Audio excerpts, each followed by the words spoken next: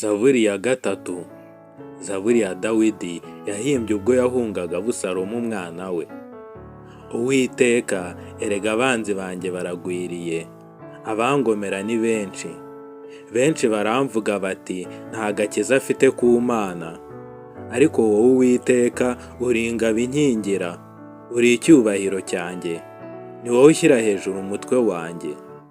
Ijwi ryanjye ritakira Uwiteka, nawe akansubiza ari ku musozi we wera. Nararyamaga nkasinzira, ngakanguka kuko Uwiteka ari we ujya undamira. Sinzatinya abantu inzovu nyinshi, bangoteye impande zose kugira ngo bantere.